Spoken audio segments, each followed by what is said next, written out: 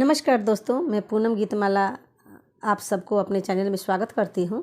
आज मैं आप सबसे प्रार्थी गा के सुना रही हूँ। इस गीत में देवी देवता का नाम लिया जाता है और जो हमारे पितृ लोग हैं उन लोगों का नाम लिया जाता है और नीचे जो जगकर्ता हैं जिनके घर में शादी है उन सब का नाम लिया जाता है। ए सोने के खरौआ सबा देवता लोग राते सयर करे।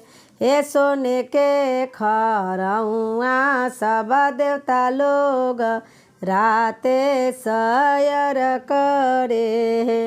हे बेसब नगर बाबा घूमी अइले त केहू नाही जागल हे कत जे जागले जगा करता लोगावा झिनी घरवा जग होला हे बेटा के बियाह बेटा के जनेवत जग देखे आइले बानी ए सोने के खरौआ सबा पितृ लोग राते सयर करे।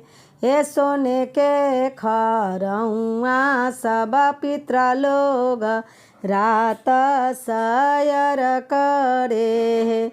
हे सब नगर बाबा घूमी आइले त केहू नाही जागल हे कत जे जागले बेटा के पापा झिनी घरवा जग होला हे बेटा के बियाह बेटा के जनेवत जग देखे आइल बानी हे बेटा के बियाह बेटा के जनेवत जग देखे आइल बानी